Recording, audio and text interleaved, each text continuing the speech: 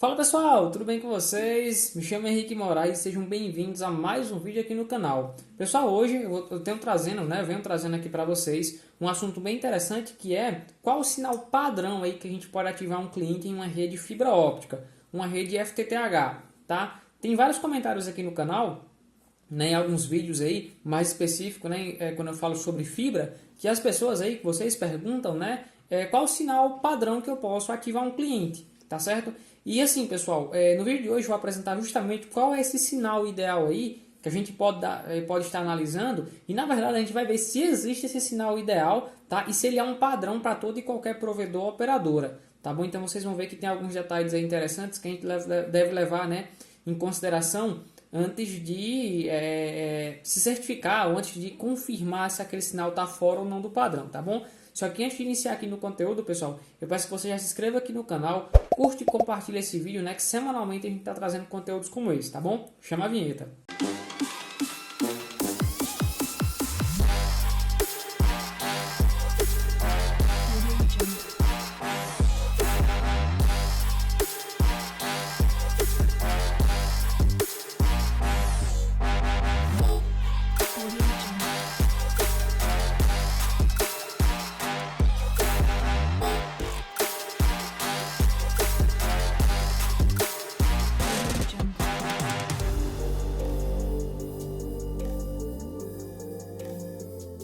Pronto, pessoal, como eu informei, no vídeo de hoje a gente vai ver aí qual o sinal padrão aí de uma rede de fibra óptica que a gente pode levar em consideração na hora de ativar um cliente, tá bom? Vamos lá para o nosso conteúdo, galera.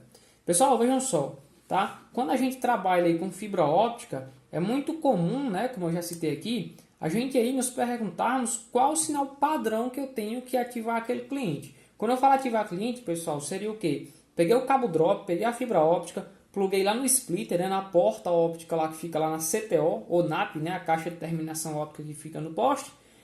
Montei o conector, pluguei lá, puxei o cabo drop, trouxe o cabo aí para casa do cliente. Cheguei na casa do cliente, fiz o conector, vou plugar numa ONU ou ONT. Só que antes de plugar, naturalmente, a gente tem que certificar se aquele sinal está dentro dos parâmetros da rede, tá? E por quê? O que pode acontecer? Nesse meio tempo aí que você está montando o conector, puxando o drop, pode ser que algum fator cause atenuação no sinal. Né? O que seria essa atenuação?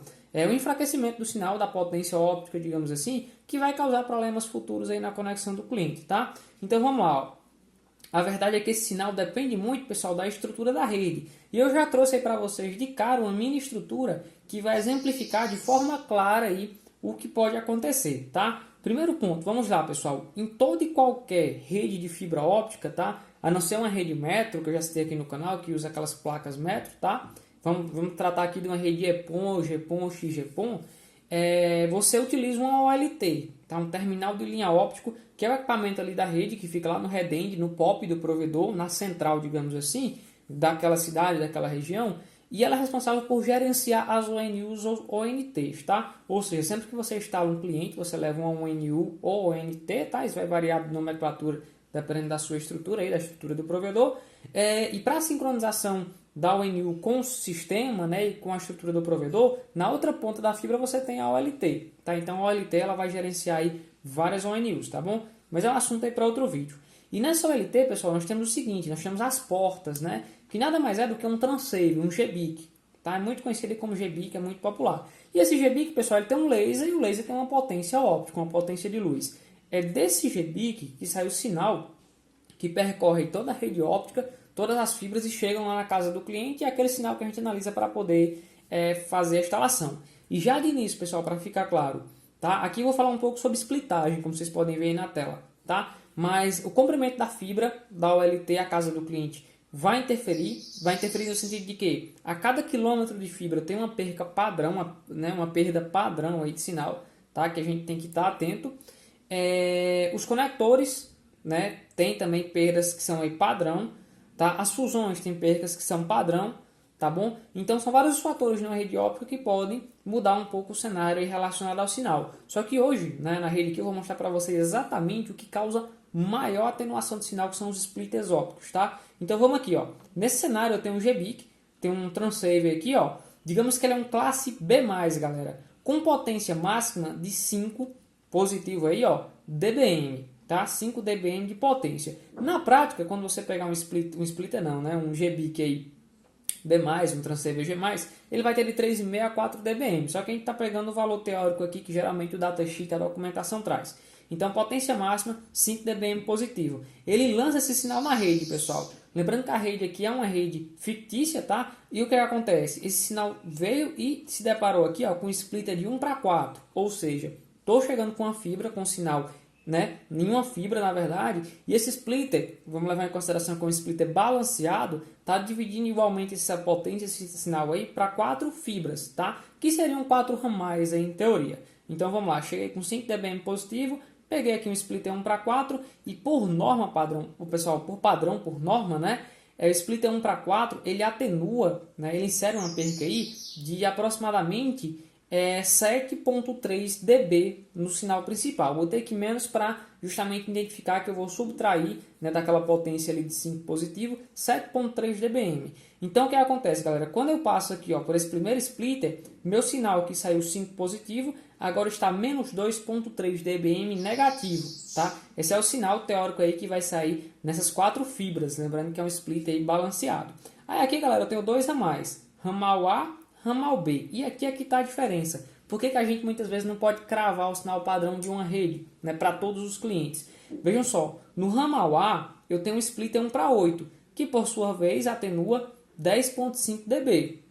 Então eu vinha com o sinal aqui, ó, de menos 2.3, vou atenuar, vou inserir mais uma perda de menos 10.5, que vai resultar no sinal final lá para o cliente de menos 12.8 dBm. Então esse seria o sinal final, tá? Lembrando que aqui eu estou levando em consideração só o splitter, pessoal, um cenário teórico, né? Mas eu teria que levar em consideração também os conectores, as fusões, o comprimento de fibra, né? A distância, na verdade, lá da minha OLT para o cliente. Mas aqui é só para vocês verem a relação do sinal, né, com os splitters e tudo mais. Já quando eu venho para o ramal B, pessoal, eu tenho um splitter 1 para 16. Então, digamos que aqui em cima é a CTO 1 para 8, com 8 portas, e aqui embaixo é a CTO 1 para 16, ou seja, com 16 portas, com splitter 1 para 16.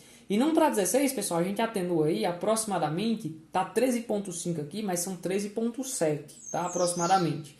3.7 dBm. Então o sinal veio para cá também a menos 2.3, só que aqui como é 1 para 8 eu vou atenuar 3.7, que vai resultar em quê? Num sinal de menos 16 dBm lá na ponta do cabo drop do cliente.